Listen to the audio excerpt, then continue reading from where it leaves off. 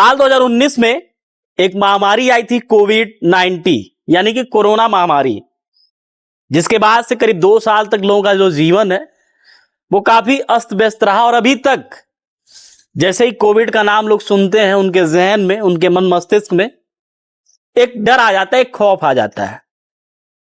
कभी कभी एक आध केस मिलते रहते हैं। चूंकि ये महामारी है तो अब ये जाने वाली तो है नहीं, लंबी प्रक्रिया है, लंबा टाइम चलेगा।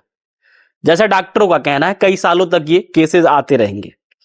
इसी बीच महीने भर पहले से एक बार फिर कोरोना ने दस्तक दे दिया है और अब मौतें भी होनी शुरू हो गई हैं। कोरोना का वो तांडव नहीं है जो साल 2020-21 में था, लेकिन फिर भी अब लोगों की मौत कोरोना वायरस की वजह से होना शुरू हो गया है। नए नए वेरिएंट हमेशा सामने आते हैं कोविड के, और इस बार का जो कोरोना है वो घातक तो है, लेकिन उतना घातक नहीं है जैसा पहले था। बात करें छत्तीसगढ़ की, जो छत्तीसगढ़ के आंकड़े आ रहे हैं, अब तक करीब 42 कोरोना पेशेंट मिले हैं। और ऐसे कई लोग भी होंगे जिनको अमूमन जैसे कोरोना में गंध नहीं आती है, जो भी कोविड पेशेंट रहता है, स्वाद नहीं आता है, कुछ सांस लेने में दिक्कत होती है, जो सुगंध होती है वो सब खत्म हो जाता है, शरीर में दर्द रहता है, सिर दर्द होता है। तो अमूमन ये लक्षण बहुत लोगों के शरीर में दिख रहे हैं, लेकिन फिर भी लोग हॉस्पिटल जाने से अभी भी कतरा रहे हैं।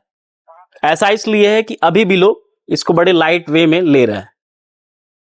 ये बात करें स्वास्थ्य विभाग की, तो स्वास्थ्य मंत्री जो श्याम बिहारी जायसवाल, उनका ये कहना है कि कोविड को लेकर हमारी जो तैयारियां हैं वो पूरी तरीके से परिपूर्ण हैं।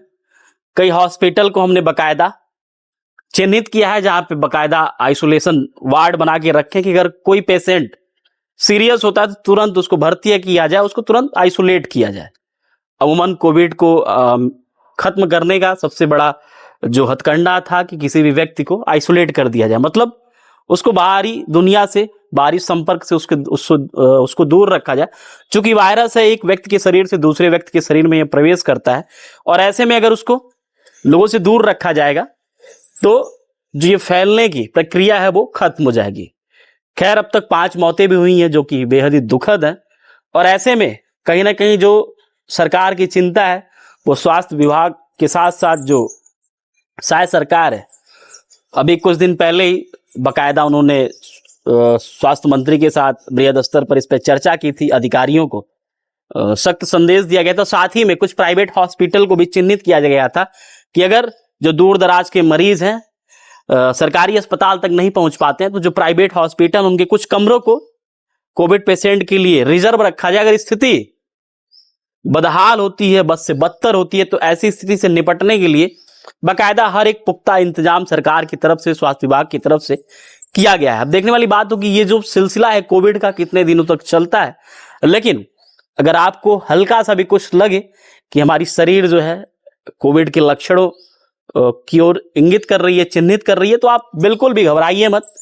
जल्द से जल्द अपने डॉक्टर से संपर्क करिए और जो भी उनका सलाह रहता है उसका पालन करिए। चूंकि ये महामारी ऐसी है कि कब इंसान की जिंदगी को लील जाए कोई नहीं जानता।